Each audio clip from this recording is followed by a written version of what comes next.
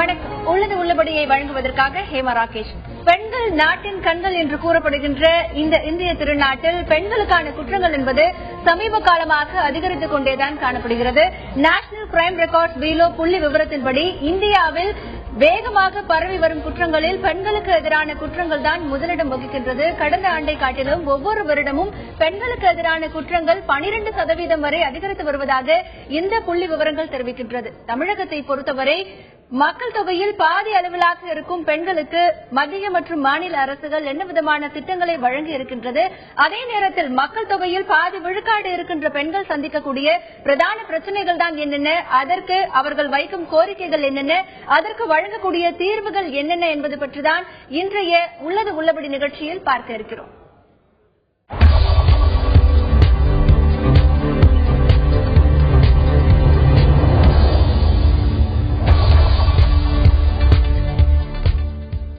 மேலும் இன்றைய உள்ளது உள்ளபடி நிகழ்ச்சியில் பெண்கள் சந்திக்கக்கூடிய பிரதான பிரச்சனைகள், அதற்கான தீர்வுகள் என்னென்ன, பெண்கள் சந்திக்கக்கூடிய பிரச்சனைகளுக்கு மத்திய மாநில அரசுகளின் சார்பில் என்ன விதமான நடவடிக்கைகள் எடுக்கப்பட்டிருக்கின்றன, பெண்களின் மேம்பாடு என்பதை பொறுத்தவரை என்ன விதமான சலுகைகள் திட்டங்கள் அரசால் வழங்கப்பட்டிருக்கின்றன, மேலும் கடந்த சட்டமன்ற மற்றும் நாடாளுமன்ற தேர்தல்களில் என்னென்ன வாக்குறுதிகள் பெண்களுக்காக கொடுக்கப்பட்டிருக்கின்றன என்பது குறித்தும் பார்க்க இருக்கிறோம். தற்பொழுது இந்த நிகழ்ச்சியில் தம்முடைய கருத்தை பதிவு செய்வதற்காக எமது செய்தி அரங்கிற்கு வந்திருக்கிறார் மகளிர் ஆணைய உறுப்பினர் திருமதி வல்சலகுமாரி. மேலும் இன்றைய உள்ளது உள்ளபடி நிகழ்ச்சியில் திருச்சியிலிருந்து தம்முடைய கருத்தை பதிவு செய்ய எமது செய்தி அரங்கில் காத்திருக்கிறார் மக்கள் உரிமை பேரவை மாநில ஒருங்கிணைப்பாளர் திருமதி பானுமதி.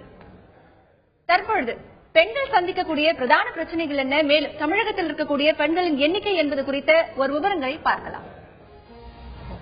முதலாவதாக, தமிழ்நாட்டில் பெண்கள் என்பது மக்கள் தொகை நம்முடைய தமிழ்நாட்டின் மொத்தம் 7,21,38,958 பேர் இருக்கின்றனர். இதில் பெண்கள் 3,59,80,887 பேர் இருக்கின்றனர். இதற்கு அடுத்தபடியாக தமிழ்நாட்டில் பெண்கள் வாக்காளர்களாக 2,35,49,000 பேர் இருக்கின்றனர். மொத்த வாக்காளர்கள் என்பது 4,73,058 பேர் இருக்கின்றனர். தமிழ்நாட்டில் பெண்கள் என்பது பெண்களின் எழுத்தறிவு என்பது 73.86% இருக்கிறது. கடந்த ஆண்டை காட்டிலும் எழுத்தறிவு சதவீதம் என்பது தற்பொழுது உயர்ந்தே காணப்படுகிறது. இதற்கு அடுத்தபடியாக பிரதான பிரச்சனைகள். தற்போதைய காலத்தில் பெண்கள் என்பது மிகப்பெரிய பிரச்சனைகளை சந்தித்து வருகின்றனர். அதில் முதலாவதாக இழுபறியில் 33% இடஒதுக்கீடு என்பது இருக்கிறது. எந்த அரசு வந்தாலும் பெண்களுக்காக 33% என்பது கேள்விக்குறியாக இருக்கிறது. அதற்கு அடுத்தபடியாக மகளிர் ஆணையம் என்பது அதிகாரம் இல்லாத ஒரு ஆணையமாகத்தான் இருக்கிறது என்கின்ற குற்றச்சாட்டு பெண்கள் மத்தியிலே இருக்கிறது. இதற்கு அடுத்தபடியாக பெண்கள் சந்திக்கக்கூடிய பிரதான பிரச்சனைகளில் ஒன்று, பல பிரதான பிரச்சனைகள் இருக்கிறது. பெண்கள் சந்திக்கக்கூடிய பிரச்சனைகள் என்பது தற்பொழுது குடும்ப வன்முறை சட்டம் என்பது இருந்தாலும் கூட அதை பயன்படுத்துவதில் பெண்களுக்கு எந்த அளவு விழிப்புணர்வு இருக்கிறது. அதே நேரத்தில் இன்றைய பல வேலைவாய்ப்பு திட்டங்களாகட்டும் பல்வேறு சலுகைகள் ஆகட்டும் பெண்களுக்கு என்பது சரிநிகர் சமானமாக கொடுக்கப்படுகிறது என்று கேட்டால் அது இல்லை என்ற கேள்வி பெண்களிடத்தில் இருக்கிறது. மேலும் பெண்கள் சந்திக்கக்கூடிய மிகப்பெரிய பிரச்சனைகள் என்னென்ன என்பது குறித்து தற்பொழுது திரு வல்சலகுமாரி அவர்களிடத்தில் கேட்கலாம். மேடம், இப்போ பெண்கள் சந்திக்கக்கூடிய பிரதான பிரச்சனைகள் அப்படின்னு பல பிரச்சனைகள் பார்த்தோம். அதுல இப்போ 1993ஆம் ஆண்டு தமிழ்நாடு மகளிர் ஆணையம் தொடங்கப்பட்டது. இப்போ மகளிர் ஆணையம் என்கின்ற ஒன்று இருக்கிறது அப்படின்னு பல பெண்களுக்கு தெரிஞ்சிருக்கிறது, நிறைய பெண்களுக்கு தெரியல. அப்போ மகளிர் ஆணையத்தினுடைய செயல்பாடுகள் அப்படிங்கிறது இப்ப எப்படி இருக்கு? செயல்பாடுகள் அப்படின்னு நீங்க சொன்னீங்கன்னா, நாங்க ஒரு விழிப்புணர்வு அப்படிங்கறது நிறைய, இப்ப நீங்க கேள்வியிலேயே நிறைய பேருக்கு தெரிய வரலை அப்படின்னு சொல்றீங்க. நாங்க என்ன பண்றோம்னா அவேர்னஸ், காலேஜஸ், கார்பரேட் ஆபீசர்ஸ் எல்லா இடத்துலயுமே ஒரு அவேர்னஸ் கிரியேட் பண்றோம். என்னென்ன பிரச்சனைகள், பல கோர்ட்டால் கூட முடிக்கப்படாத பிரச்சனைகள் மகளிர் ஆணையத்தில் நாங்க முடிக்கிறோம். முக்கியமாக அவர்கள் டொமஸ்டிக் வயலன்ஸ் ஆக்ட், அதாவது வன்முறை, குடும்ப வன்முறை சட்டம், sexual harassment act at work place, அந்த மாதிரி பணியிடத்தில் பாலியல் கொடுமை, அந்த மாதிரி குற்றங்களை பொறுத்த வரைக்கும் கம்ப்ளைண்டுடன் அவர்கள் அணுகுகிறார்கள். அவர்களுக்கு தகுந்த நிவாரணத்தை நாங்கள் என்கொயரி சமன்ஸ் அனுப்பி அவர்களுக்கு எந்த தீர்வு வேண்டுமோ, என்ன தீர்வை நோக்கி அவர்கள் வருகிறார்களோ அந்த தீர்வை எங்களால் முடிந்த வரைக்கும் நாங்கள் அதை செயல்படுத்திக் கொண்டு வருகிறோம். இப்ப மகளிர் ஆணையம் பொறுத்தவரை உங்களுக்கு என்னென்ன அதிகாரங்கள் இருக்கிறது? ஏன்னா நம்ம பார்த்த வரைக்கும் மகளிர் ஆணையத்திற்கு போதுமான அதிகாரங்கள் இல்லை அப்படிங்கிற ஒரு குற்றச்சாட்டும் சிலர் இடத்துல இருக்கிறது. என்ன மாதிரியான அதிகாரங்கள் மகளிர் ஆணையத்திடம்? மகளிர் ஆணையத்தை பொறுத்த வரைக்கும் அதிகாரம் இல்லை என்று சொல்ல முடியாது. அதற்கு இந்த ஒரு தனிப்பட்ட ஆக்ட் இருக்கிறது. நீங்க ஏற்கனவே சொன்னது போல் 2003 அது ஏற்றப்பட்டுள்ளது. அந்த ஆக்டை பொறுத்த வரைக்கும் ஒரு சாதாரண நீதிமன்றத்திற்கு என்னென்ன இதுகள் இருக்கிறதோ அவர்கள் எல்லாவற்றையுமே மகளிர் ஆணையம் அதை இம்ப்ளிமெண்ட் பண்ண முடியும். இப்ப சிவில் சட்டத்தை பொறுத்த வரைக்கும் சமன்ஸ் எடுக்கிறது, சமன்ஸ் அனுப்பி விசாரணை செய்வது, சாட்சிகளை விசாரிப்பது, அந்த மாதிரியான எல்லா இதையுமே மகளிர் ஆணையமும் செய்து கொண்டுதான் இருக்கிறோம். அதற்கு அதிகாரம் இல்லை என்று சொல்வதை நான் ஏற்றுக்கொள்ளவில்லை. நிச்சயமாக மகளிர் ஆணையம் என்பது அதற்கு அதிகாரங்கள் என்பது இருக்கத்தான் செய்கிறது. ஆனால் அதை பயன்படுத்தக்கூடிய விழிப்புணர்வு என்பது பெண்கள் மத்தியில் இருக்க வேண்டும். ஏனென்றால் 1993ஆம் ஆண்டு தமிழகத்தில் மகளிர் ஆணையம் ஏற்படுத்தப்பட்டிருக்கிறது. ஆனால் மகளிர் ஆணையம் என்கின்ற ஒன்று இருக்கிறது என்பது பல படித்த பெண்களுக்கு கூட தெரியவில்லை என்கின்ற ஒரு கேள்விதான் இருக்கத்தான் செய்கிறது. இதற்கு அடுத்தபடியாக இன்றைய நிகழ்ச்சியில் நெல்லை செய்தி அரங்கில் இருந்து பங்கேற்கிறார் மகளிர் அமைப்பைச் சேர்ந்த திருமதி உஷா பசி. தற்பொழுது திருமதி உஷா பசி அவர்களிடத்தில் நான் கேட்கிறேன், இப்பொழுது வணக்கம் திருமதி உஷா பசி, இன்றைக்கு பல இடங்கள்ல பெண்கள் சந்திக்கக்கூடிய பிரச்சனைகள் என்பது மிகப்பெரிய அளவில் காணப்படுது. அதிலும் தமிழகத்தை பொறுத்தவரை ஆண்டிற்கு ஆண்டு பெண்களுக்கு எதிரான குற்றங்கள் என்பது அதிகரித்தே காணப்படுகிறது. இதை நீங்க எப்படி பார்க்கறீங்க? உங்களுடைய கருத்து? வணக்கம் மேடம். பெண்கள் மீதான வன்முறை என்பது தொடர்ந்து நீங்க பாத்தீங்கன்னா அது இந்திய அளவிலும் சரி தமிழக அளவிலும் சரி அதிகரித்து வரக்கூடிய ஒரு பெரிய நிகழ்ச்சியை நம்ம பாக்குறோம். இப்ப ஏற்கனவே நீங்க குறிப்பிடக்கூடிய நேரத்துல தமிழக மகளிர் ஆணையம் சம்பந்தமாகவும் அதே மாதிரி தேசிய அளவிலும் நீங்க சொல்லக்கூடிய விஷயம் இப்ப நீங்க குறிப்பிட்டீங்க. இப்போ எங்களை பொறுத்தளவுல நாங்க என்ன யோசிக்கிறோம் அப்படின்னு சொன்னா, பெண்கள் மீதான வன்முறைகள் இன்றைக்கு அதிகரித்த வண்ணம் வருகின்ற பொழுது தமிழகத்தில் இருக்கக்கூடிய மகளிர் ஆணையமாக இருந்தாலும் சரி, தேசிய அளவில் இருக்கக்கூடிய மகளிர் ஆணையமாக இருந்தாலும் சரி, 1993ஆம் ஆண்டு தொடங்கப்பட்டது என்றாலும் கூட இன்றைக்கும் இது பெண்களுக்கு பாதுகாப்பாக செயல்படுவதற்கான ஒரு விஷயமாக இல்லை அப்படிங்கறத நான் முதல்ல முன்வைக்கிறதுக்கு விரும்புறேன். அப்ப இப்படிப்பட்ட பெண்கள் மீதான வன்முறைகள் அதிகரிக்கின்ற பொழுது இப்ப குறிப்பா சொல்லணும்னு சொன்னா, இப்ப நீங்க பாத்தீங்கன்னா கோவையில அந்த ஐடி செக்டார்ல உமா மகேஸ்வரி கொலை செய்யப்படுகின்ற பொழுது, பாலியல் தாக்குதலுக்கு உள்ளாக்கப்பட்டு அந்த பெண் கொலை செய்யப்படுகின்ற பொழுது கூட நம்முடைய தமிழக மகளிர் ஆணையம் அதனுடைய செயல்பாடு என்பது பெரிய அளவில் அதுல இல்ல.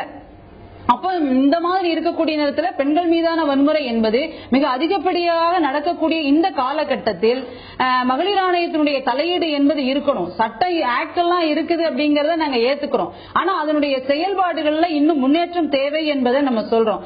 இப்ப நீங்க தமிழகத்திலேயே நீங்க பாத்தீங்கன்னு சொன்னா, அதனுடைய மகளிர் ஆணையத்தினுடைய தலைவராக திருமதி விசாலாட்சி நெடுஞ்செழியன் அவர்கள் இருக்கிறாங்க. அப்போ அவங்கெல்லாம் அதை முறையாக செயல்படுத்துவதற்கோ கொண்டு செல்வதற்கோ முடியாத ஒரு நிலைமை என்பது இருக்குது. தொடர்ந்து இப்போ அகில இந்திய ரீதியாகவும் பெண்கள் மீதான வன்முறை என்பது மிக அதிக அளவில் காணப்படுகின்றது. இதற்கு என்னன்னா, ஒரு சாரார்கள் சொல்லக்கூடிய விஷயங்கள் இன்னைக்கு பாத்தீங்கன்னு சொன்னா பெண்கள் மீதே அந்த குற்றச்சாட்டுகளை திருப்பக்கூடிய அளவிற்கு போகக்கூடிய விஷயத்தை நம்ம பாக்குறோம். இதையெல்லாம் நாமெல்லாம் ஏற்றுக்கொள்ள முடியாது. ஏன்னா எந்த விஷயமாக இருந்தாலும் சரி, மத ரீதியாக பிரச்சனைகளோ ஒரு தாக்குதல்களோ நடக்கின்ற பொழுது கூட பெண் என்பவள் தான் அங்கே பாதிக்கப்படக்கூடிய ஒரு விஷயத்தை நம்ம பாக்குறோம். அது பாலியல் ரீதியான வன்முறையாக இருக்கக்கூடிய நேரத்தில் கூட அது தலித்தாக இருக்கலாம், ஆதிவாசி பெண்களாக இருக்கலாம், சிறுபான்மை பெண்களாக இருக்கலாம், எல்லாவற்றுக்குமே நீங்க பாத்தீங்கன்னா பெண்கள் மீதான வன்முறை என்பது இன்றைக்கு அதிகமாக காணப்படுகிறது. அப்ப இப்படிப்பட்ட வன்முறைகள் நடக்கின்ற பொழுது இன்னைக்கு நீங்க பாத்தீங்கன்னு சொன்னா, டெல்லியில மருத்துவக் கல்லூரி மாணவி பாலியல் பலாத்காரத்திற்கு உள்ளாக்கப்பட்ட பொழுது அங்க மக்கள் பெருந்திரளாக எழுது ஒரு மிகப்பெரிய போராட்டம் எடுத்ததனுடைய விளைவு பாராளுமன்றத்தையே நிலைகுலைய வைத்தது. அதன் காரணமாக நீதியரசர் வர்மா அவர்களினுடைய தலைமையிலே ஒரு குழு போடப்பட்டு வர்மா குழுவினுடைய பரிந்துரையை முழுமையாக அமுல்படுத்த வேண்டும். இப்ப அது கூட முழுமையாக அமல்படுத்துவதற்கு ஒரு மிகப்பெரிய போராட்டத்தை நம்ம நடத்த வேண்டியது இருக்கு அப்படிங்கறதையும் சேர்த்துதான் நம்ம பார்க்க வேண்டியது இருக்கு. அப்ப இதனால என்னன்னு சொன்னா, இப்படிப்பட்ட விஷயங்கள் நடக்கின்ற பொழுது விரைவு நீதிமன்றங்கள் என்பது அமைக்கப்பட வேண்டும். அப்படியெல்லாம் வரும்பொழுதுதான் பெண்களுக்கு எதிரான வன்முறை அதிகமாக நடக்கக்கூடிய நேரத்துல இதையெல்லாம் தடுத்து நிறுத்துவதற்கு நம்மளால முடியும் அப்படிங்கறதையும் நம்ம சேர்த்து பார்க்க வேண்டியது இருக்கு அப்படிங்கறதையும் நான் சொல்ல விரும்புறேன் இதன் மூலமாக. திருமதி உஷா பசு, நீங்க சொன்னீங்க பல்வேறு கருத்துக்கள். திருமதி வல்சலகுமாரி இப்ப அவங்க சொன்னாங்க, இப்ப சென்னையில இருக்கக்கூடிய ஐடி பெண் உமா மகேஸ்வரி கொலை வழக்குல பார்த்தா கூட நிறைய விதமான ஒரு சிக்கல்கள் இருந்தது. இதுல மகளிர் ஆணையம் அப்படிங்கறது செயல்பாடுகள் அவங்களால அடுத்த கட்டத்துக்கு கொண்டு போக முடியல அப்படிங்கிற குற்றச்சாட்டு இருக்கு. இதுக்கு அவங்களுடைய கருத்துக்கு நீங்க என்ன பதில்? இப்ப அவங்க சொல்றாங்க, இப்ப அதாவது மகளிர் ஆணைய தலைவி அவர்களுடைய இதுல சரியாக இயங்கவில்லை. அதை முதல்ல நான் முற்றிலுமாக அதை மறுக்கிறேன். ஏன்னா வெளியே இருந்து பார்க்கிறவர்களுக்கு அது உண்மையிலேயே உள்ள என்ன நடக்கிறது அப்படிங்கிறது இவங்களுக்கே ஒரு அவேர்னஸ் இல்லையோ அப்படிங்கிறது தோன்றுது. நான் அதுல ஒரு உறுப்பினராக இருக்கும் பட்சம் நான் அங்க என்ன நடந்துட்டு இருக்கு அப்படின்னா, என்னென்ன யார் யார் என்னென்ன கிரீவன்ஸோட வர்றாங்களோ அவங்களுக்கு தகுந்த தீர்வு நாங்க கொடுத்துக்கிட்டே இருக்கிறோம். இப்போ உமா மகேஸ்வரி அவங்க ஒரு கொலை செய்யப்பட்ட வழக்குல காவல்துறையினரால் அந்த விசாரணை நடந்து கொண்டே இருக்கிறது. அதில் மகளிர் ஆணையம் தலையிட வேண்டிய அவசியம் ஏற்படுமேயானால், அந்த என்கொயரி சரியான இதில் போகவில்லை என்றால் கண்டிப்பாக மகளிர் ஆணையம் அதில் தலையிட்டு, அதிலேயே எங்களுடைய ஒரு ஏடிஜிபி என்கிற ஒரு உறுப்பினர் இருக்கிறார், அவரும் அதில் தலையிட்டு தகுந்த மெம்பர்ஸ் இருக்கிறவங்க எல்லாருமே சேர்ந்து என்ன நிவாரணம் வேண்டுமோ அந்த என்கொயரி சரியான பாதையில் செல்லவில்லை என்றால் மகளிர் ஆணையம் அதில் தலையிடும். தொடர்ந்து பேசலாம் திருமதி வல்சலகுமாரி. பெண்களுக்கு எதிரான பிரச்சனைகள் என்பது கடந்த சில ஆண்டுகளாகவே அதிகரித்தே காணப்படுகிறது. இந்த பெண்களுக்கு எதிரான பிரச்சனைகள் என்பது எப்படி தீர்க்கப்படுகிறது? மேலும் இந்த அதிகரித்துக் கொண்டிருக்கக்கூடிய பிரச்சனைகள் என்பது எத்தனை சதவீதத்தில் இருக்கிறது? மேலும் இந்த நிகழ்ச்சியில் பெண்களுக்கு எதிராக என்ன மாதிரியான கோரிக்கைகள் இருக்கிறது என்பது குறித்தும் பார்த்துக் கொண்டிருக்கிறோம். தற்பொழுது மேலும் பெண்கள் சந்திக்கக்கூடிய மிக பிரதானமான பல பிரச்சனைகளை பார்க்கலாம். பெண்கள் சந்திக்கக்கூடிய பிரச்சனைகளில் முதலாவதாக இழுபறியில் இருக்கக்கூடிய 33% இடஒதுக்கீடு உடனே வழங்கப்பட வேண்டும் என்கின்ற கோரிக்கை இருக்கிறது. மேலும் அதிகாரமில்லாத மகளிர் ஆணையம் இருக்கிறது என்கின்ற ஒரு குற்றச்சாட்டும் இருக்கிறது. அடுத்தபடியாக பாரபட்சத்தோடு சுய உதவி குழுக்கள் தற்பொழுது அணுகப்படுகின்றன என்கின்ற ஒரு குற்றச்சாட்டும் பெண்களிடத்தில் இருக்கிறது. மேலும் குடும்ப வன்முறைகள் தற்காலத்தில் மிகவும் அதிகரித்து காணப்படுகிறது என்கின்ற குற்றச்சாட்டும் பல பெண்களிடத்தில் இருக்கிறது. மேலும் உள்ளாட்சி அமைப்புகளாகட்டும் எந்த அமைப்பாக இருந்தாலும் பொம்மைகளாக செயல்படுகிறார்கள் பெண் பிரதிநிதிகள் என்கின்ற குற்றச்சாட்டும் பலரிடத்தில் எழுப்பப்படுகிறது. இதற்கு அடுத்தபடியாக பெண்கள் சந்திக்கக்கூடிய மிக பிரதானமான பிரச்சனைகள் பாலியல் வன்கொடுமை என்பது கடந்த பல ஆண்டுகளாகவே தொடர்கதையாகவே காணப்படுகிறது. இதற்கு முற்றுப்புள்ளி வைக்க வேண்டும் என்கின்ற கோரிக்கையும் இருக்கிறது. மேலும் ஊரக வேலைவாய்ப்பு திட்டம், தேசிய பல்வேறு திட்டங்களில் பெண்களுக்கு வழங்கப்படும் கூலி தொகையில் பாரபட்சம் இருக்கிறது என்கின்ற ஒரு குறையும் அவர்களிடத்தில் இருக்கிறது. மேலும் அடுத்ததாக பெண்கள் சந்திக்கக்கூடிய பிரதான பிரச்சனைகள், இன்று எந்த திரைப்படமாக இருந்தாலும் பல திரைப்படங்களில் பெண்கள் போக பொருளாக காட்சிப்படுத்தப்படுகிறார்கள் என்கின்ற குற்றச்சாட்டும் சமூக ஆர்வலர்களிடத்தில் இருக்கிறது. இதற்கு அடுத்ததாக பெண்கள் சந்திக்கக்கூடிய பிரச்சனைகள், என்னதான் பாதுகாப்பு சட்டங்கள் இருந்தாலும் கூட அது குறித்த விழிப்புணர்வு என்பது இன்றைய பெண்களிடத்தில் இல்லை என்கின்ற ஒரு கருத்தும் இங்கே முன்வைக்கப்படுகிறது. மேலும் பெண்கள் சந்திக்கக்கூடிய பிரதான பிரச்சனைகள், பணியிடங்களில் புகார் குழு என்பது கடனுக்காகவே அமைக்கப்படுகிறது என்கின்ற ஒரு குற்றச்சாட்டும் பணிபுரியும் பெண்களிடத்தில் இருக்கிறது. மேலும் பல பிரச்சனைகள் பெண்கள் சம்பந்தமாக பல இடங்களில் இருக்கின்றன. இதற்கு பல்வேறு விதமான சட்டங்கள் இருந்தாலும் கூட அதற்கான விழிப்புணர்வு என்பது பெண்கள் மத்தியில் இல்லை என்கின்ற ஒரு கருத்தும் இங்கே மேலோங்க இருக்கிறது. தற்பொழுது திருச்சி செய்தி அரங்கில் இருக்கும் மக்கள் உரிமை ஒருங்கிணைப்பாளர் திருமதி பானுமதி அவர்களிடத்தில் கேட்கலாம். பானுமதி, இப்போ பல ஆண்டுகளாக தமிழகத்தில் குடும்ப வன்முறை இருக்கிறது அப்படிங்கிற ஒரு கருத்து வைக்கப்பட்டாலும் கூட கடந்த சில ஆண்டுகளாகவே குடும்ப வன்முறை அப்படிங்கிறது அதிகரித்து காணப்படுகிறது. இதற்கு பெண்கள் மத்தியில் விழிப்புணர்வு என்பது எப்படி இருக்கிறது? சட்டம் குறித்த விழிப்புணர்வு அவர்களிடத்தில் இல்லையா? இந்த குடும்ப வன்முறை அதிகரித்து கொண்டு போவதும் பாலியல் வன்கொடுமை அதிகமாக போய் கொண்டிருப்பதோட சூழல் பாத்தீங்கன்னா அது ஒரு சமூக சூழல். அதுல மகளிர் ஆணையமோ அல்லது காவல்துறையோ நீதித்துறையோ அதை உடனடியாக கட்டுப்படுத்தி கொண்டு வர முடியும் அப்படிங்கறதுல இது இந்த சமூகமே என்பது பெண்களுக்கு எதிரான ஒரு சமூகமாக இருக்கிறதால அந்த வன்முறையும் அதிகமாகிக்கிட்டே இருக்குது. சமீபத்துல அதிகமாகிறதுக்கான காரணம் பாத்தீங்கன்னா பொருளாதார சூழல். நம்ம சமூகம் பொருள் சார்ந்த பொருளை தேடி போறக்கூடிய ஒரு சமூகமாக நாம் இருக்கிறதால மற்ற எந்த விதமான விழுமியங்களுக்கும் பண்பாட்டுக்கும் அதுக்கு இடமே இல்லை. பெண்களை ஒரு சமூகத்திலே தனித்த அங்கமாக பார்க்க கூடாது. பெண்கள் ஏதோ தனியா கம்பார்ட்மெண்டலைசேஷன் மாதிரி பாக்குறது. ஆண்களுடைய அந்த கண்ணோட்டமும் பொதுவாக பெண்களை அந்த சமூகம் எப்படி பாக்குதுங்கிற அந்த கண்ணோட்டமும் மாற்றப்படணும். இதுல பெண்களை வந்து ஆண்களுக்கான ஒரு பாலியல் பொருளாக பார்ப்பது அல்லது அவர்கள் வந்து ஒடுக்கப்பட்டவர்களாக பார்ப்பது, பெண்களுக்கு சுதந்திரம் தேவையில்லை என்று பார்ப்பது, இப்படியான ஒரு சமூக சூழலே மாறணும். நம்முடைய இந்தியாவிலும் தமிழ்நாட்டிலும் பாத்தீங்கன்னா பெண்களுக்கான இந்த சமூக களம் அல்லது களம் பெண்களுக்கானதா இல்ல, ஸ்பேஸ் சொல்லலாம். நம்ம அந்த வார்த்தை ஸ்பேஸ்ங்கிற வார்த்தையை பயன்படுத்தலாம். என்னன்னா பெண்களுக்கான சமூகத்துல ஸ்பேஸே இல்லை. நீங்க வேலை செய்ய போகக்கூடிய இடங்கள்ல பெண்கள் மிக குறைவா இருக்காங்க. அரசு நிறுவனங்கள்ல பெண்களுடைய பங்கேற்பு என்பது மிக குறைவா இருக்கு. அரசியல்ல அவங்களுடைய பங்கேற்பு என்பது மிக மிக குறைவா இருக்கு.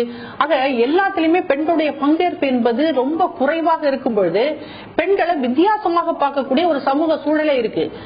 ஆண்கள் இருக்கக்கூடிய சமூக தளங்களில் அவங்களுக்கு இணையாக பெண்கள் எல்லோரையும் பங்கேற்க வைப்பது அப்படிங்கிற ஒரு சூழலை நாம உருவாக்கும் போது அது வந்து தானாகவே ஆட்டோமேட்டிக்காவே ஆண்களுக்கு பெண்களை பற்றியான வித்தியாசமான உணர்வு என்பது தவிர்க்கப்படும். உங்களை தனியே பார்க்க கூடாது, பெண்களை தனியானவர்களாக பார்க்க கூடாது அப்படிங்கிற ஒரு சமூக சூழல் தேவைப்படுது. பாலியல் வன்கொடுமைக்கு விழிப்புணர்வு குறைவு என்பது மட்டுமல்ல, விழிப்புணர்வு அடைந்தவர்கள் ஒரு புகாரை கொண்டு போனாங்கன்னு சொன்னா அந்த புகார் எந்த அளவிற்கு அவர்களுக்கு உடனடியாக தீர்வை கொடுக்குது என்பதை இப்ப சந்தேகமான ஒரு சூழல்ல தான் இருக்கு.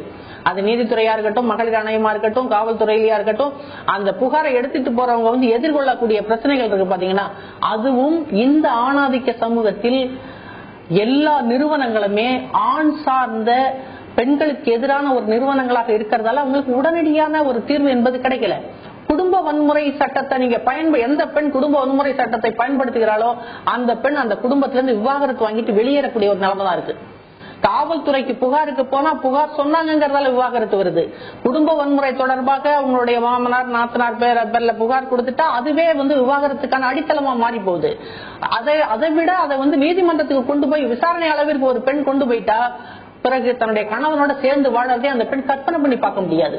அதனால தன்னுடைய குடும்பம் உறவு இதை தக்க வைக்கிறதுக்காகவே உணர்வுகள், அதாவது அவங்களுக்கு வந்து விழிப்புணர்வு இருந்தாலும் இதை பயன்படுத்துறதுக்கே இன்னைக்கு பெண்கள் தயங்குறாங்க.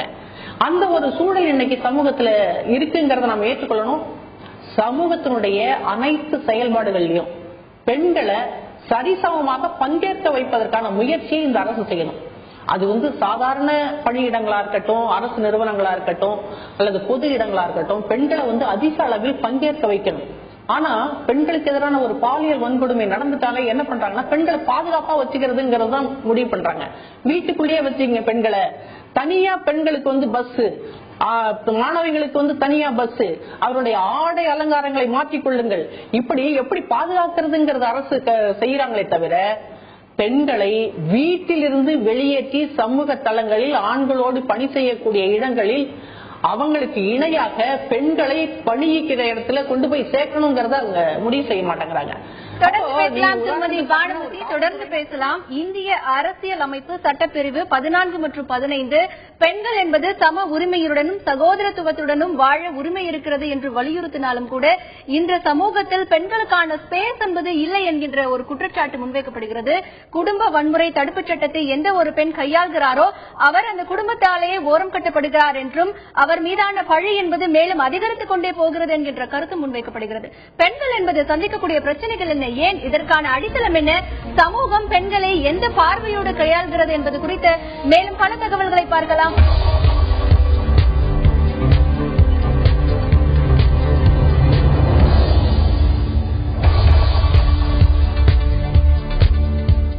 தமிழகத்தில் பாதி மக்கள் தொகையா இருக்கக்கூடிய பெண்கள் என்பது சந்திக்கக்கூடிய பிரச்சனைகள் என்ன, மேலும் இன்றைய சமூகத்தில் பெண் என்பவள் ஆணுக்கு சரிநிகர் சமானமாக பல்வேறு துறைகளில் வேலை பார்த்துக் கொண்டிருந்தாலும் கூட பெண்களுக்கான உரிமைகள் என்பதோ பல்வேறு இடங்களில் மறுக்கப்படுகிறது என்றும் ஆண் சார்ந்த நிறுவனத்தில் வேலை பார்க்கக்கூடிய பெண்களுக்கு அங்கே சரிநிகராக ஒரு சமமான ஒரு உரிமை கிடைக்கப்படவில்லை என்கின்ற ஒரு குற்றச்சாட்டு முன்வைக்கப்படுகிறது. திருமதி வல்சலகுமாரி, உங்ககிட்ட நான் கேட்கிறேன், இப்ப தமிழகத்துல பாலியல் வன்கொடுமை அப்படின்னு பார்க்கும்பொழுது 2011ஆம் ஆண்டு 627 வழக்குகள் பதிவு செய்யப்பட்டிருக்கு. அதுவே 2012ஆம் ஆண்டு 731 வழக்குகள் பதிவு செய்யப்பட்டிருக்கு. இப்போ ஆண்டுக்கு ஆண்டு இது அதிகரித்துக் கொண்டேதான் காணப்படுகிறது. ஒரே வருடத்துல 200க்கும் மேற்பட்ட வழக்குகள் பதிவு செய்யப்பட்டிருக்கு. அப்போ பெண்களினுடைய நிலை என்பது எப்படி இருக்கிறது? இப்படிப்பட்ட வழக்குகளில் அந்த சட்டங்களில் இன்னும் கடுமை தேவைப்படணும்னு நீங்க நினைக்கிறீங்களா? சட்டங்களை பொறுத்த வரைக்கும் கடுமையான சட்டங்கள் தற்போதைய நிலவி வருகிறது. ஆனால் நமக்கு இந்த ஒரு ப்ரொசீஜர் உள்ளது. சட்டம் இயற்றப்பட்டாலும் சட்டத்திற்கு என்று ஒரு ப்ரொசீஜர் இருக்கிறது. கோர்ட்டை அணுகும் போது தகுந்த சாட்சியம் உண்மையிலேயே அந்த புகார் கொடுக்கப்பட்ட அந்த புகார்தாரர் உண்மையை சொல்கிறாரா, அதற்கு தகுந்த சாட்சியங்கள் இருக்கிறதா என்பதை ஆராயாமல் நம்மளுடைய கோர்ட் நீதிமன்றமானது ஒரு தீர்ப்பினை கொடுத்தால் அதனால் பாதிக்கப்படுகிறவர்கள் எத்தனை பேர் இருப்பார்களோ என்பதையும் நாம் உணர வேண்டும். கண்டிப்பா இன்னைக்கு அவர்கள் பேசுகிற போது சொன்னார்கள், விரைவு நீதிமன்றங்கள் வேண்டும், சட்டங்கள் கடுமையாக்கப்பட வேண்டும்.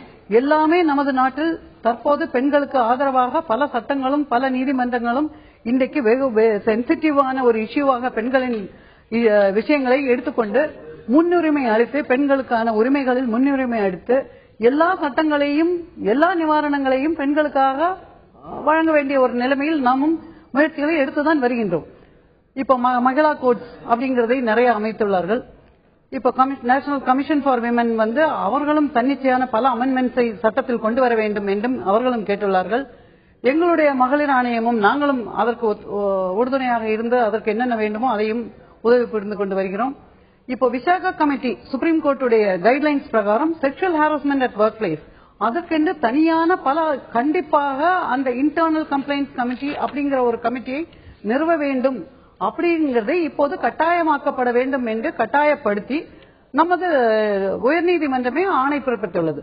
அதனால சட்டங்கள் இல்லை, போதுமான சட்டங்கள் இல்லை அப்படிங்கிற ஒரு குற்றச்சாட்டு அது வலுவிழந்ததாகவே கருதப்பட வேண்டும். தொடர்ந்து பேசலாம் திருமதி வல்சலகுமாரி. தற்பொழுது நெல்லை செய்தி அரங்கில் இருக்கும் திருமதி உஷா அவர்களிடம் பேசலாம்.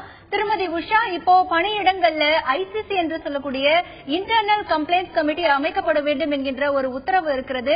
மேலும் இதற்கு முன்னர் கூட பல இடங்களில், அதாவது பெண்கள் பணிபுரியக்கூடிய பல இடங்களில் புகார் பெட்டி என்பது வைக்கப்பட வேண்டும். அப்படி வைக்கப்படக்கூடிய அந்த புகார் பெட்டியும் கடனுக்காக தான் வைக்கப்பட்டிருக்கிறது அப்படிங்கிற ஒரு குற்றச்சாட்டும் பல பெண்கள் இடத்துல இருக்குது. இதை நீங்க எப்படி பாக்குறீங்க?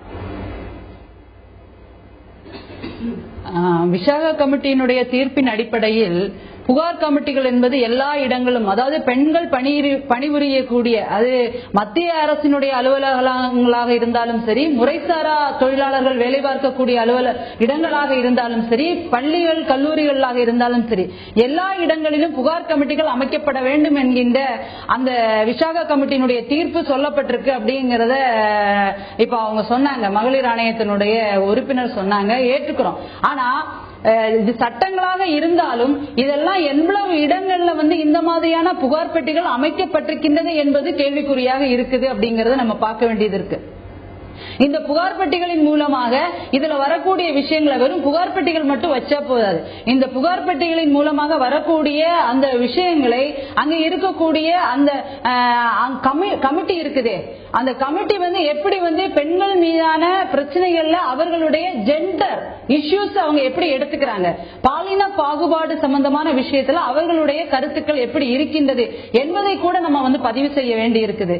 ஏன்னு சொன்னா புகார் கமிட்டிகள் அமைக்கப்பட வேண்டும், அங்க புகார் பெட்டிகள் வைக்கப்பட வேண்டும் என்பதெல்லாம் இருக்குது. ஆனா அந்த புகார் கமிட்டியில் இருக்கக்கூடிய நபர்கள் ஒரு ஆணாதிக்க சிந்தனையுடைய, பெண்களை பற்றிய பார்வை என்பது வேறு வித்தியாசமாக இருக்கக்கூடியவர்கள் அந்த கமிட்டியில் இருந்தால் நிச்சயமாக இந்த விசாகா கமிட்டியினுடைய தீர்ப்பின் அடிப்படையில் அமைக்கக்கூடிய புகார் கமிட்டியில் இடம்பெற்றிருப்பவர்கள் பெண்கள் கொடுக்கக்கூடிய பிரச்சனைகள்ல இவர்களுடைய தலையீடு எப்படி இருக்கு என்பதனை கூட நம்ம பார்க்க வேண்டியது இருக்கு. அதை இணைத்துதான் நம்ம இதுல பார்க்கணும் அப்படிங்கிறது.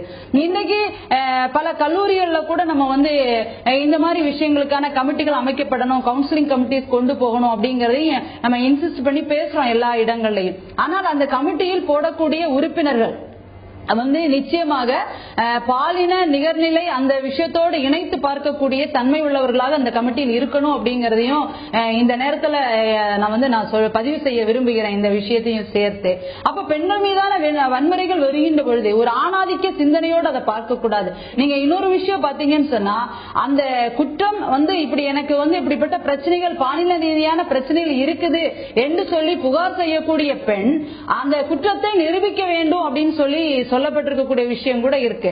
அப்ப இதெல்லாம் சரியான முறை கிடையாது. ஏன்னா தேவையில்லாமல் ஒருத்தவங்க இந்த மாதிரி ஒரு பிரச்சனைய இந்த பெண் மீதே சுமத்துவதற்கான வாய்ப்பு என்பது உட்பட இருக்கின்றது.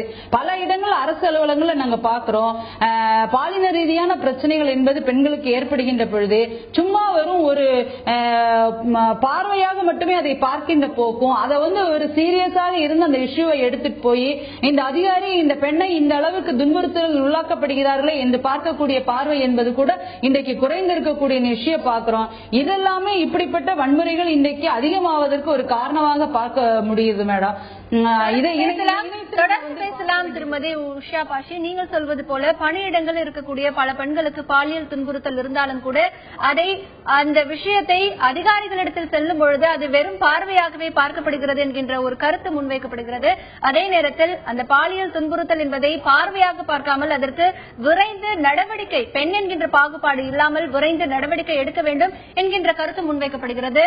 திருச்சி செய்தியரங்கில் இருக்கும் திருமதி பானுமதி அவர்களிடம் இந்த கேள்வியை கேட்கிறேன். திருமதி பானுமதி, இப்போ பெண்களுக்கு பாதுகாப்பு சட்டங்கள் என்பது பல்வேறு சட்டங்கள் இருக்கிறது. உதாரணமாக prohibition of eve teasing act 1998 அப்படிங்கிறது 2002ல ஹராஸ்மெண்ட் ஆஃப் உமன் அப்படின்னு அந்த சட்டம் மாற்றப்பட்டது. பெண்களை கேலி செய்தாலோ கிண்டல் செய்தாலோ அவர்களுக்கு அச்சமோ பயமோ உருவாக்குவதாலோ இந்த சட்டத்தின் மூலமாக 3 வருடம் சிறை தண்டனை வரை அந்த ஆண்களுக்கு கிடைக்கக்கூடிய வாய்ப்பு இருக்கிறது. 50,000 ரூபாய் வரை அபராதமும் விதிக்கலாம். இப்ப உதாரணமா இந்த சட்டத்தின் மாதிரி பெண்களுக்கு பாதுகாப்பு அளிக்கக்கூடிய என்னென்ன சட்டங்கள் இருக்கு, விரிவா சொல்லுங்க.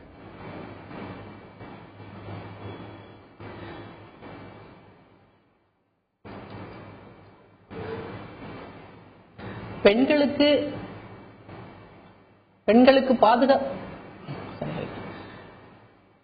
பாதுகாப்பு கொடுக்கக்கூடிய அளவிற்கான சட்டங்கள் நிறைய இருக்கு. புதுசாதான் சட்டங்கள் உருவாக்கணுங்கிற அவசியமே இல்லை. இருக்கக்கூடிய சட்டங்களை சரியா பயன்படுத்தினால் போதுங்கிறது தான். இப்போ நிறைய பெண்களுக்கு எதிரான கொடுமைகள் நடக்குது, அதை சரியா தீர்வு செய்யறாங்களா, அதுக்கு தண்டனை கொடுக்கப்படுதா என்பதை பார்ப்பதற்கு முன்னாடி இப்படியான வன்முறைகளோ கொடுமைகளோ பெண்களுக்கு ஏற்படாத ஒரு சமூகத்தை உருவாக்கணுங்கிறது தான் அடிப்படையான தேவையா இருக்கு. சட்டம் நிறைய இருக்கு, காவல்துறையினர் நடவடிக்கை எடுக்கிறாங்க, நீதித்துறையிலும் இப்ப ரொம்ப சென்சிட்டிவா இருக்காங்க. பெண்களுக்கு எதிரான வழக்குகள் வந்தா, வன்முறைகள் வந்ததுன்னா அதுல 90% இப்பொழுது தண்டனை கொடுக்கப்படுகிறது. அதுல எந்த சந்தேகமும் இல்லை. ஆனால் இப்படியான ஒரு சமூகமே இல்லாத ஒரு சூழலை நம்ம உருவாக்கணுங்கிறது தான் ரொம்ப அடிப்படையான தேவையா இருக்கு. ஏன் பெண்களுக்கு எதிரான இப்படியான வன்முறைகள் ஏற்படுது, அதை ஏன் நம்மளால தடுக்க முடியல? ஏன் தொடர்ச்சியா நம்ம எல்லாம் பேசிட்டு இருக்கோமே தவிர இந்த சமூக மாற்றத்தை ஏற்படுத்த முடியல? இதுக்கு என்ன பின்னணி என்பதை நம்ம பார்க்கணும். பெண்கள் மீது வன்முறையை ஏவலாம் என்பதோ, பெண்களை பாலியல் ரீதியாக துன்புறுத்தலாம் என்கின்ற ஒரு மனோநிலையோ இந்த சமூகத்தில் ஏன் நிகழ்கிறது? இந்த மனநிலை எப்படி ஏற்படுகிறது இந்த சமூகத்துல? இதற்கு என்ன பின்னணி அப்படிங்கறத நம்ம ஆராய்ஞ்சு பார்க்கணும். இன்றைக்கு பல ஆயிரக்கணக்கான ஆண்டுகளாக பெண்களை பாலியல் ரீதியில் பார்ப்பதும், நுகர்வு பொருளாக பார்ப்பதும், ஆண்களுக்கானவர்களாக பார்ப்பதும் என்கின்ற ஒரு மனநிலையையும், பெண்கள் 2ஆம் பட்சமானவர்கள், அவர்களை கொடுமை செய்யலாம் என்கின்ற ஒரு நிலையையும் நமது நாட்டில் மட்டுமல்ல பல இடங்களிலும் கூட மதம் சார்ந்த, சாதியம் சார்ந்த கருத்துக்கள் அழுக்கு படிந்த படிமானமாக சமூகத்தில் இருக்கு. அந்த வெளிப்பாடு தான் ஒரு பெண்ணை பார்த்தால் பாலியல் வன்முறை செய்யலாம் என்கின்ற ஒரு மனநிலையை ஒருத்தருக்கு ஏற்படுது. இதை நம்ம இல்லாம ஆக்கக்கூடிய ஒரு சமூகத்தை நம்ம உருவாக்க வேண்டிய அவசியம் இருக்கிறது. அதுதான் இப்பொழுது நம்மளுக்கு அடிப்படையா தேவையாக இருக்கிறதை தவிர, ஒரு பெண் பாலியல் வன்கொடுமைக்கு உள்ளாகிவிட்டால் உடனடியாக அவ பயம் இல்லாம ஒரு காவல் நிலையத்துக்கு போவதற்கோ, அல்லது பயம் இல்லாமல் ஒரு நீதித்துறைக்கு நீதியை வேண்டி போவதற்கோ, அல்லது வேற ஏதாவது ஒருத்தவங்களை நாடி போவதற்கோ அந்த பெண்ணுக்கு அடிப்படையா ஒரு பயம் இருக்கு. என்ன பயம் தெரியுமா? பெண் என்றால் இப்படி நடக்கும், அதை ஏற்றுக்கொள்ள வேண்டும். அதை மீறி ஒரு பெண் போயிட்டாலே அந்த பெண்ணு மீறாயே பெண்ணையே விரோதியா பார்க்கக்கூடிய ஒரு சமூக சூழல் இன்னைக்கு இருக்கு.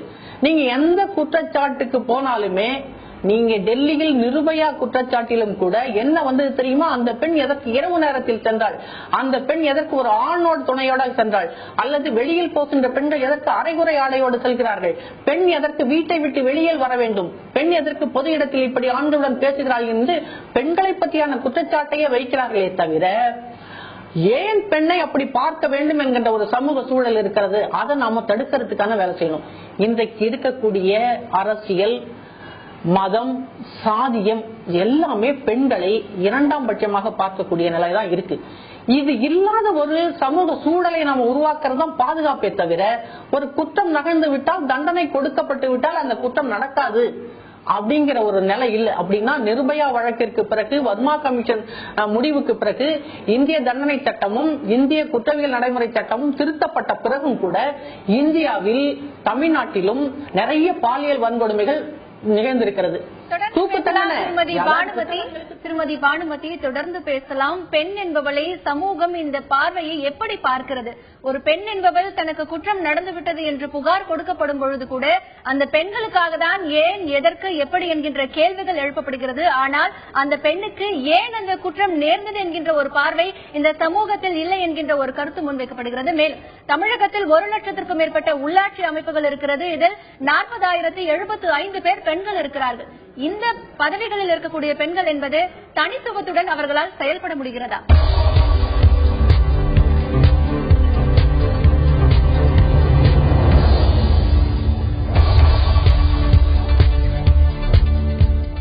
தமிழகத்தில் இருக்கக்கூடிய பெண்கள், பொதுவாகவே பெண்கள் சந்திக்கக்கூடிய பிரச்சனைகள் என்ன, அதற்கு இந்த சமூகத்தின் பார்வை என்பது எப்படி மாற்றப்பட வேண்டும், பெண்களுக்கான குற்றங்கள் நடைபெறும் பொழுது அதற்காக எடுக்கப்படக்கூடிய நடவடிக்கைகள் என்னென்ன, பெண்களுக்கு இருக்கக்கூடிய பாதுகாப்பு சட்டங்கள், அது குறித்த விழிப்புணர்வு பற்றி இன்றைய உள்ளது உள்ளபடி நிகழ்ச்சியில் பார்த்துக் கொண்டிருக்கிறோம். தற்பொழுது தமிழகத்தில் 2011ஆம் ஆண்டு 677 பாலியல் வன்கொடுமை சம்பவங்கள் நிகழ்ந்திருக்கின்றன. அதுவே 2013ஆம் ஆண்டு 973 பாலியல் வன்கொடுமை சம்பவங்கள் நிகழ்ந்திருக்கின்றன. ஒரே ஆண்டில் மட்டும் 252 பாலியல் வன்கொடுமை சம்பவங்கள் அதிகரித்து காணப்படுகின்றன. இதற்கு பல்வேறு சமூக ஆர்வலர்கள் வைக்கக்கூடிய ஒரு கருத்து என்னவென்று பார்த்தால், ஊடகங்களின் பங்கும் இதில் அதிகமாக இருக்கிறது என்பதுதான். திருமதி வல்சகுமாரி, உங்களிடத்துல நான் கேட்கிறேன், இன்றைக்கு பல சமூக ஆர்வலர்கள் அவர்கள் வைக்கக்கூடிய கருத்து, பெண்களுக்கு இந்த மாதிரியான ஒரு சம்பவங்கள் நடைபெற்றால் உடனே அவர்கள் சொல்லக்கூடியது மீடியாவின் தாக்கம் அதிகமாக இருக்கிறது. இன்றைக்கு திரைப்படங்களில் பெண்களை ஒரு போக பொருளாகத்தான் பல திரைப்படங்களில் காட்டுகிறார்கள். இந்த திரைப்படங்களை சென்சார் செய்யக்கூடிய ஒரு போர்டு இருந்தாலும் பல அதிகமான ஒரு காட்சிகள் இருக்கிறது. இதை தடுக்க சட்டம் ஏதாவது இருக்கிறது? கண்டிப்பாக சட்டம் இருக்கிறது. Indecent representation of women's prohibition act, அதாவது பெண்களை ஒரு போக பொருளாகவோ இல்லது ஒரு இதுவை தூண்டுவிக்கக்கூடிய விதத்துல அவங்க விளம்பரங்களிலும் மீடியாக்களிலும் இப்படி அவங்க வெளியே கொண்டு வந்தாங்கன்னா அதை தடுப்பதற்கென்றே ஒரு சட்டம் இருக்கிறது. அதுக்கு அந்த சட்டங்களை பயன்படுத்தி மகளிர் ஆணையமானது பல மீடியாக்களுக்கு நோட்டீஸும் சமன்ஸ் அனுப்பப்பட்டு விசாரணைகளும் நடத்தப்பட்டுள்ளது. அதற்கு தீர்வுகளும் கொடுக்கப்பட்டுள்ளது. சில கேஸ்களில் வார்னிங்கும் கொடுக்கப்பட்டுள்ளது. அதையும் மீறி அவர்கள் செய்தார்கள் என்றால் உடனடியாக நாங்கள் சட்டப்பூர்வமான என்ன நடவடிக்கை எடுக்கணுமோ கேஸ் ரெஜிஸ்டர் பண்ணி உடனடியாக நடவடிக்கை எடுத்துட்டு வரோம். அதனால இன்டீசன்ட் ரெப்ரசன்டேஷன் ஆஃப் விமென் அப்படிங்கிற ஒரு ஆக்ட் இருக்கிறது என்பதை நிறைய பேருக்கு தெரியவில்லை. மீடியாவுக்கே அது தெரியவில்லை. இந்த அவேர்னஸை நாங்கள் விழிப்புணர்வை எப்படி ஏற்படுத்துகிறோம் என்றால், காலேஜஸ், கார்பரேட் ஆபீசஸ் எல்லாமே சென்று பெண்கள் சம்பந்தப்பட்ட எந்த நிலைமையிலும் எப்படிப்பட்ட நிலைமையிலும் பெண்கள் பாதிக்கப்பட்டால் அது தெருவில் ஆகட்டும், காலேஜில் ஆகட்டும், வீட்டில் ஆகட்டும், எல்லா இடங்களிலும் பெண்களை பாதுகாப்பதற்கான சட்டங்கள் இன்றைக்கு இருக்கிறது. அது மீடியாவிலும் சரி, திரைப்படங்களிலும் சரி, எதுவாக இருந்தாலும் பெண்களை பாதிக்கக்கூடிய விதத்திலான எந்த ஒரு நடவடிக்கை நடந்தாலும் அதை பெண்களை பாதுகாப்பதற்கான சட்டங்கள் கண்டிப்பாக நமது இந்தியாவிலும் தமிழ்நாட்டில், அதிலும் நமது முதலமைச்சர் மிகவும் அதில் அக்கறை எடுத்து பலவிதமான புது புது சட்டங்களையும் நிறைய அமெண்ட்மெண்ட்ஸையும் பரிந்துரை செய்யப்பட்டு எங்களுடைய கமிஷனுக்கும் அதற்கான உத்தரவினை பிறப்பித்துள்ளார்கள். தொடர்ந்து பேசலாம் திருமதி வல்சகுமாரி. பெண்களை திரைப்படங்களில் போக பொருளாக காட்டுவதற்கு அதை தடுக்கக்கூடிய சட்டங்கள் இருக்கிறது. ஆனால் அதை பற்றி விழிப்புணர்வு என்பது மிக குறைவாக இருக்கிறது. மேலும் தற்பொழுது திருச்சி செய்தி அரங்கில் இருக்கும் திருமதி பானுமதி அவர்களிடம் இந்த கேள்வியை கேட்கிறேன். திருமதி பானுமதி, இப்ப தமிழகத்தில் இருக்கக்கூடிய 1 லட்சத்திற்கும் மேற்பட்ட உள்ளாட்சி பதவிகள்ல 40,000த்திற்கும் மேற்பட்ட பதவிகள்ல பெண்கள் பதவி வகிச்சுட்டு வராங்க. ஆனா இதில் பல பெண்கள்ல அவர்களுடைய கணவர்கள் பிரதிநிதிகளாக செயல்படுவதாகவும் அவர்களை பொம்மைகளாகவே பார்க்கப்படுவதாகவும் ஒரு கருத்து நிலவுகிறது. இதை பற்றி உங்களுடைய பார்வை என்ன? அரசியல் அதிகாரம் பெண்களுக்கு வழங்கப்பட்டிருக்கிறது என்கின்ற அடிப்படையில் 33% உள்ளாட்சி நிர்வாகங்களில் பெண்கள் தேர்ந்தெடுக்கப்பட்டிருக்கிறார்கள். ஆனால் அரசியல் அதிகாரம் பெண்களுக்கு வழங்க வேண்டும் என்ற அந்த சட்டத்தின் அடிப்படையில் வழங்கப்பட்டிருக்கிறதே தவிர அந்த அதிகாரத்தை பயன்படுத்துவது என்பது அந்த குடும்பத்தில் உள்ள கணவரோ, சகோதரோ, தகப்பனாரோ தான் உண்மையாலுமே அந்த அதிகாரத்தை பயன்படுத்துகிறார்கள் என்று இருக்கு. ஏன்னா பெண்களுக்கான முழு அதிகாரத்தை கொடுப்பதற்கு நம்ம நாட்டில் உள்ள அரசியல் இருக்கிறவங்க யாரும் உண்மையாலுமே விரும்புறதில்லை. அதனால அவங்களுக்கு பிரதிநிதித்துவம் கொடுக்கப்பட்டாச்சு, சட்டப்படி பெண்கள் தேர்ந்தெடுக்கப்பட வேண்டும். ஆனால் அவர்கள் அந்த அதிகாரத்தை பயன்படுத்தக்கூடாது. அந்த அதிகாரத்தை அந்த குடும்பத்தில் உள்ள கணவரோ சகோதரரோ அல்லது தகப்பனாரோ பயன்படுத்தலாம். சில இடங்கள்ல பாத்தீங்கன்னு சொன்னா பஞ்சாயத்து தலைவர் என்று இந்த பெண்ணோட பெயர் இருக்கும், அதுக்கு பக்கத்தில் இருக்கிற அவருடைய கணவருடைய பெயர் இருக்கும். அந்த பெண்ணுடைய பெயர் சிறியதாகவும் கணவருடைய பெயர் பெரியதாகவும் இருக்கும். சொல்ல போனால் சில இடங்கள்ல அந்த கணவருடைய புகைப்படமும் ஒட்டப்பட்டிருக்கும். இல்ல, உண்மையான அதிகாரத்தை, அதாவது ஆண்டாண்டு காலமாக அதிகாரத்தை பயன்படுத்தி வந்த இந்த ஆணாதிக்க சமூகம் அடிமைகளாக இருக்கக்கூடிய பெண்களுக்கு அரசியல் அதிகாரத்தை வழங்கிவிட்டு, ஆனால் அந்த அடிமைகளிடத்தில் இருந்து அந்த அதிகாரத்தை தானே கைப்பற்றி பயன்படுத்துவது, அதுதான் இன்னைக்கு நடந்துகிட்டு இருக்கு. உண்மையான அதிகாரத்தை பெண்கள் பயன்படுத்துவதில்லை. அதை நம்முடைய இந்திய சமூகம் பெண்கள் அதிகாரத்தை பயன்படுத்துவதை அனுமதிக்கவும் இல்லை. நீங்க உள்ளாட்சி நிர்வாகத்தில் 33% அனுமதித்த இந்த அரசு அதே 33% இடஒதுக்கீட்டை சட்டமன்றத்திலும் பாராளுமன்றத்திலும் ஏன் அனுமதிக்க மாட்டேங்கிறாங்க? இன்றைக்கு மிக அதிக அளவில் ஒரு மசோதா பாராளுமன்றத்திற்கு வருவதும் திருப்பி அனுப்பப்படுவதுமாக இருப்பது மகளிருக்கான இடஒதுக்கீடு மசோதா தான். இது நம்முடைய இந்திய பாராளுமன்றத்தில் மிக கேவலமான விஷயம். இதுதான் மிக அதிகப்படியாக திருப்பி அனுப்பப்பட்ட ஒரு மசோதா. ஆனா எல்லா அரசியல் கட்சிகளும் பெண்களுக்கு நாங்கள் 33% இடஒதுக்கீடு தருவோம் என்று கூறுகிறார்கள். ராகுல் காந்தி இப்பொழுது அரசியல் பிரச்சாரத்தில் சொல்லிக் கொண்டிருக்கிறார் பெண்களுக்கு அதிகாரம் கொடுப்போம் என்று. மோடி சொல்லிக் கொண்டிருக்கிறார் பெண்களுக்கு அதிகாரம் கொடுப்போம் என்று. இன்றைக்கு இருக்கக்கூடிய எல்லா அரசியல் கட்சிகளும் சொல்லுகிறார்கள். ஆனால் இவர்கள் பங்கேற்ற பாராளுமன்றத்தில் தான் இந்த 33% மசோதா என்பது நிறைவேற்றப்படாமல் திருப்பி அனுப்பப்படுகிறது. பானுமதி, பெண்களுக்குரிய 33% இடஒதுக்கீட்டு மசோதா என்பதை பல ஆண்டுகளாக திருப்பி அனுப்பப்படுகின்ற மசோதாவாக இருக்கிறது என்கின்ற கருத்து முன்வைக்கப்படுகிறது. அதே நேரத்தில் பெண்களுக்காக அதிகாரம் வழங்கப்பட்டாலும் கூட அந்த அதிகாரத்தை செயல்படுத்துவதற்காக அனுமதி என்பது இன்னும் வழங்கப்படவில்லை. இந்த பார்வை மாற்றப்பட வேண்டும் என்கின்ற ஒரு கருத்து முன்வைக்கப்படுகிறது. தற்பொழுது நெல்லையில் இருக்கும் திருமதி உஷா பாஷி அவர்களிடம் இந்த கேள்வியை கேட்கிறேன். திருமதி உஷா பாஷி, இப்போ பல தமிழக அரசு திட்டங்களாக இருந்தாலும் மத்திய அரசு திட்டங்களாக இருந்தாலும் இந்த வேலை பார்க்கக்கூடிய பெண்கள் என்பது இந்த முறைசாரா தொழிலாளர்களுக்கு கூலி என்பது ஆண்களுக்கு ஒரு விதமாகவும் பெண்களுக்கு ஒரு விதமாகவும் வழங்கப்படுகிறது என்கின்ற குற்றச்சாட்டு காலமாக இருந்து வருகிறது. இதை நீங்க எப்படி பார்க்கிறீங்க? ஏன் இந்த ஒரு பாரபட்சம்? இதை மாற்றுவதற்கான நடவடிக்கைகள் என்பது இல்லையா? உங்களுடைய பார்வை என்ன? அதாவது பெண்களுக்கும் ஆண்களுக்கும் கூலியில ஒரு மிகப்பெரிய வேறுபாடு என்பது இருக்குது என்பதுதான் இன்றைக்கு சமுதாயத்தில் இருக்கக்கூடிய சிந்தனை. இந்த சமுதாயத்தில் இருக்கக்கூடிய ஆண்களும் பெண்களுமாக இணைந்து பார்க்கக்கூடிய வேலைகள்ல ரெண்டு பேரும் ஒரே வேலையை தான் பாக்குறாங்க. நீங்க சொன்ன மாதிரி முறைசாரா தொழில்கள்ல இன்றைக்கு இருக்கக்கூடிய பெண்கள் வேலை பார்க்கக்கூடிய பெண்களினுடைய எண்ணிக்கை அதிகமாக இருக்குது. அந்த முறைசாரா தொழில்களே நீங்க பார்த்தாச்சுன்னு சொன்னா ஆணிற்கு ஒரு கூலி பெண்ணிற்கு ஒரு கூலிங்கிற இப்ப சட்டம் என்பது பலதும் இயற்றப்பட்டிருக்கு. சட்டத்திற்கு முன்னாடி ஆணும் பெண்ணும் சமம், இருவருக்கும் சம கூலி என்பது வழங்கப்பட வேண்டும் என்பதெல்லாம் சட்டத்துல இருக்குது. ஆனா சட்டம் அப்படி இருந்தாலும் கூட பல்வேறு இடங்கள்ல கூலியில வேறுபாடு என்பது இருக்குது. இது மாற்றப்பட வேண்டும். இதற்கான பல போராட்டங்கள் பல கோரிக்கைகள் எல்லாம் பல இடங்கள்ல இருந்து எழுப்பி வந்தாலும் கூட இந்த பார்வை என்பது எப்படி இருக்குதுன்னு சொன்னா பெண்களை பற்றிய பார்வை என்பது பெண்கள் தானே அப்படிங்கிற மாதிரியான ஒரு ஆணாதிக்க சிந்தனையோடும் இவர்களால் இப்படிதான் செய்ய முடியும் அப்படிங்கிற ஒரு நினைப்போடும் இருக்கிறதுனால இவங்களால கூலியில கூட பாகுபாடு என்பது காண்பிக்கப்படுகிறது. அதனாலதான் இவங்களால என்ன பண்ண முடியல, சம வேலைக்கு சம ஊதியம் என்கின்ற அந்த கோரிக்கையினை கூட இவங்களால நிறைவேற்ற முடியாத ஒரு நிலைமை என்பது ஏற்படுகிறது. பல தமிழகத்தினுடைய பல்வேறு இடங்கள்ல நம்ம பார்க்கிறோம், அகில இந்திய ரீதியாக பார்க்கின்றோம். அப்ப இது பல மிகப்பெரிய பிரச்சனை. இன்னைக்கு ஒரு மிகப்பெரிய விலைவாசி உயர்வு என்பது ஏற்பட்டால் கூட அதனுடைய தாக்கம் யாரை தாக்குதுன்னு சொன்னா பெண்களைத்தான் அதிகமாக தாக்குகின்றது.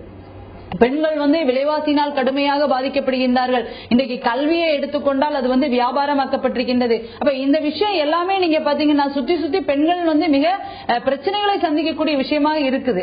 ஆனா அவர்கள் வேலை பார்க்கக்கூடிய இடங்களிலும் வேலைக்கு செல்லக்கூடிய இடங்களிலும் ஊதியம் என்பது அவர்களுக்கு ஒரு சமமான முறையில் வழங்கப்படவில்லை என்பதை நம்ம பார்க்க வேண்டியது இருக்கு. அப்ப அந்த முறையில் பார்க்கின்றபடி இந்த சமுதாயத்தில் ஆணாதிக்க சிந்தனையுடைய இப்ப நம்ம ஏற்கனவே சொன்னது மாதிரி விளம்பரங்களில் கூட பெண்களை ரொம்ப மோசமாக சித்தரிக்கக்கூடிய விஷயம் என்பது இருக்குது.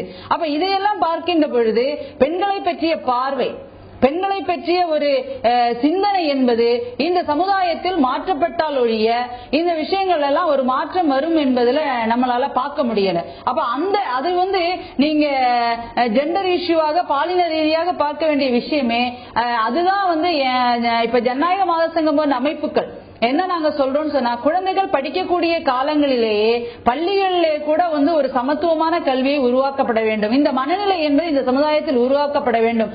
ஆணும் பெண்ணும் ஒன்றுதான், 2 பேரும் பார்க்கின்ற வேலையினுடைய அளவு, வேலையினுடைய தன்மை.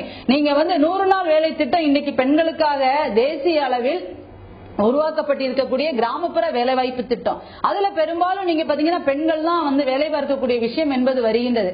ஆனா அங்க இருக்கக்கூடிய வேலையினுடைய விஷயங்கள், அதனுடைய தன்மைகள், இதையெல்லாம் பார்க்கின்ற பொழுது குறைந்த கூலி என்பது அவர்களுக்கு கொடுப்பதற்கான ஒரு வேலையை தான் பாக்குறாங்க.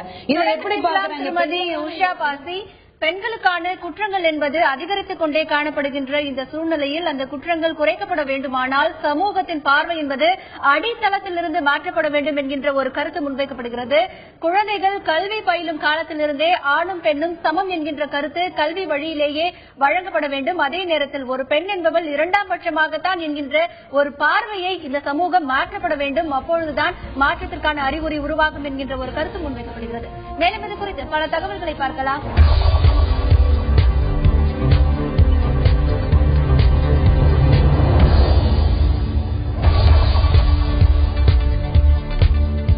தமிழகத்தை பொறுத்தவரை ஒவ்வொரு தேர்தலிலும், சட்டமன்ற தேர்தல் ஆனாலும் சரி, நாடாளுமன்ற தேர்தல் ஆனாலும் சரி, பெண்களின் வாக்குகளை கவர பல அரசியல் கட்சிகள் பல்வேறு வாக்குறுதிகளை கொடுத்து வருகின்றன. தற்பொழுது எந்தெந்த அரசியல் கட்சிகள் பெண்களுக்காக என்னென்ன தனித்தன்மையான வாக்குகளை கொடுத்திருக்கின்றன என்பது பற்றிய ஒரு விவரங்களை பார்க்கலாம். முதலாவதாக திமுக 2011 சட்டமன்ற தேர்தலில் பெண்களுக்காக வாக்குறுதியை வழங்கியிருக்கிறது. மகப்பேறு விடுப்பு 3 மாதங்களில் இருந்து 4 மாதங்களாக உயர்த்த நடவடிக்கை எடுக்கப்படும் என்கின்ற வாக்குறுதி வழங்கப்பட்டிருக்கிறது. இதற்கு அடுத்தபடியாக திமுக கொடுத்த வாக்குறுதி 33% இடஒதுக்கீடு, மேலும் குடும்ப வருவாய் 24,000க்கும் குறைவாக உள்ள பெண்களுக்கு இலவச கல்வி வழங்கப்படும் என்கின்ற வாக்குறுதியையும் வழங்கியிருக்கிறது. இதற்கு அடுத்தபடியாக ஆதரவற்ற பெண்களின் குழந்தைகளுக்கு கல்லூரி படிப்பு வழங்கப்படும் என்றும், SC, ST, BC, MBC பெண்களுக்கு தனி சுகாதார திட்டம் ஏற்படுத்தப்படும் என்கின்ற வாக்குறுதியையும் வழங்கியிருக்கிறது. இதற்கு அடுத்தபடியாக திமுக அளித்த வாக்குறுதி மத்திய அரசு பணியில் பெண்களுக்கு 30% இடஒதுக்கீடு வழங்கப்படும் என்றும், பெண் கொடுமைகளுக்கு எதிராக ஈடுபடுபவர்களுக்கு கடுமையான சட்டங்கள் மூலம் தண்டனைகள் வழங்கப்படும் என்கின்ற வாக்குறுதியையும் வழங்கப்பட்டிருக்கிறது. மேலும் சுமங்கலி திட்டம் தடை செய்யப்படும் என்றும், நாடு முழுவதிலும் 10 லட்சம் பெண் கிராம பணியாளர்கள் உருவாக்கப்படுவார்கள் என்கின்ற வாக்குறுதியும் வழங்கப்பட்டிருக்கிறது. இதற்கு அடுத்தபடியாக அதிமுக பெண்களுக்காக பல்வேறு வாக்குறுதிகளை வழங்கியிருக்கிறது. அதில் மகப்பேறு கால சலுகையாக 6 மாத விடுமுறை வழங்கப்படும் என்று அறிவித்திருக்கிறது. ஏழை மற்றும் பட்டதாரிகளுக்கு திருமண உதவித்தொகை, தாலிக்கு தங்கம் வழங்கக்கூடிய திட்டம் நடைமுறைப்படுத்தப்படும் என தெரிவித்திருக்கிறது. நாடு முழுவதிலும் மகளிர் மேம்பாட்டிற்காக பல்வேறு திட்டங்கள் கொண்டுவரப்படும் என்றும், மகளிர் இடஒதுக்கீடு மசோதாவை நிறைவேற்ற நடவடிக்கை எடுக்கப்படும் என வாக்குறுதியை அளித்திருக்கிறது. அதற்கு அடுத்தபடியாக தற்பொழுது தமிழகத்தில் இருக்கக்கூடிய கட்சிகளில் பெண் வேட்பாளர்கள் எத்தனை பேர் இருக்கிறார்கள் என்பது குறித்து பார்க்கலாம். தற்பொழுது நாடாளுமன்ற தேர்தலில் அதிமுகவில் 3 வேட்பாளர்களும், திமுகவில் 2 வேட்பாளர்களும், காங்கிரஸில் 1 வேட்பாளரும், தேசிய ஜனநாயக கூட்டணியில் பெண் வேட்பாளர்களே இல்லை என்கின்ற ஒரு சூழ்நிலை இருக்கிறது. தற்பொழுது இந்த சட்டமன்ற தேர்தலை பொறுத்தவரைக்கும், நாடாளுமன்ற தேர்தலை பொறுத்தவரைக்கும் பெண்களை கவர்வதற்காக பல்வேறு திட்டங்கள், பல்வேறு வாக்குறுதிகள் அரசியல் கட்சிகளின் சார்பாக வழங்கப்பட்டிருக்கிறது. இந்த வாக்குறுதிகள் என்பது எந்த அளவில் நிறைவேற்றப்பட்டிருக்கிறது, மேலும் 33% இடஒதுக்கீடு மற்றும் 50% இடஒதுக்கீடு என்று கூறப்பட்டாலும் கூட அதை தங்களுடைய கட்சிகளில் நடைமுறைப்படுத்துவதற்கு அரசியல் கட்சிகள் என்னென்ன நடவடிக்கைகளை மேற்கொண்டிருக்கின்றன? திருமதி வத்சலகுமாரி, உங்ககிட்ட நான் கேட்கிறேன். பல அரசியல் கட்சிகளும் 33% ஒதுக்கீட்டிற்கு தாங்கள் தேவையான நடவடிக்கை எடுப்போம் அப்படின்னு சொல்லிருக்காங்க. இப்ப வேட்பாளர் பட்டியலை பார்த்தோம். ஆனா இந்த 33% இடஒதுக்கீட்டிற்கு குரல் கொடுக்கும் கட்சிகள் அவங்களுடைய கட்சிகளிலேயே பெண் வேட்பாளர்களை அதிகம் நிறுத்தவில்லை. இதை நீங்க எப்படி பாக்குறீங்க?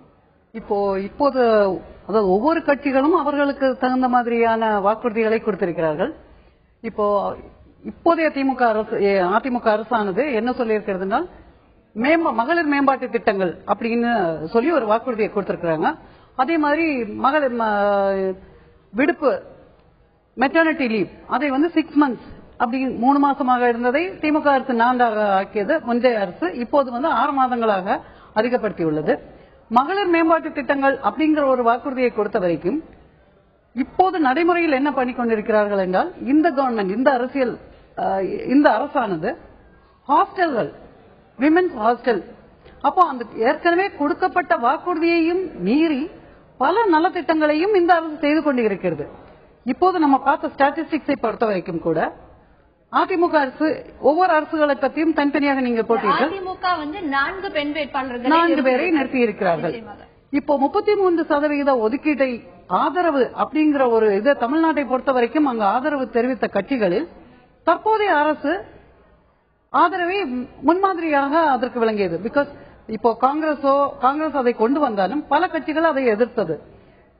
நடைமுறையில் இப்போது பார்த்தால் தற்போதைய அரசானது நிறைந்த வேட்பாளர்களை நிறுத்தி வாக்குறுதிகளையும் நமக்கு சாதகமாக, பெண்களுக்கு சாதகமான எல்லா விதமான சூழலையும் பெண்களுக்கு சாதகமாக நடைமுறைப்படுத்திக் கொண்டு வருகிறது என்பது என்னுடைய அபிப்பிராயம். தற்போதைய அரசானது. தொடர்ந்து பேசலாம் திருமதி வல்சலகுமாரி. திருச்சியில் இருக்கும் திருமதி பானுமதி அவர்களிடத்தில் பேசலாம். திரு பானுமதி, இப்போ பெண்களுக்காகவே பல கட்சிகள் வாக்குறுதிகளை வழங்கி இருக்கிறது. கடந்த சட்டமன்ற தேர்தலிலும் இந்த நாடாளுமன்ற தேர்தலிலும் கூட கடந்த சட்டமன்ற தேர்தலில் அளிக்கப்பட்ட வாக்குறுதிகள் என்பது எந்த அளவிற்கு நிறைவேற்றப்பட்டிருக்கு? இதில் உங்களுடைய பார்வை என்ன? எந்த அரசியல் கட்சியும் தேர்ந்தெடுத்து போன ஒருபாடு வாக்குறுதிகளை நிறைவேற்றுவது என்பதுங்கிறது இல்ல. அத மக்களும் பரிசீலனை பண்றது இல்ல. பெண்களுக்கான அரசியல் அப்படின்னு பாத்தீங்கன்னா ஒவ்வொரு அரசியல் கட்சிகளுமே அவங்களுடைய நிர்வாகத்தில் அவங்களுடைய உறுப்பினர்கள், அவர்களுடைய பொறுப்பாளர்கள்ல கூட இடஒதுக்கீடு கொடுக்கறது இல்ல. உறுப்பினர்களே 50% பெண்களை வச்சுக்கிறது இல்ல.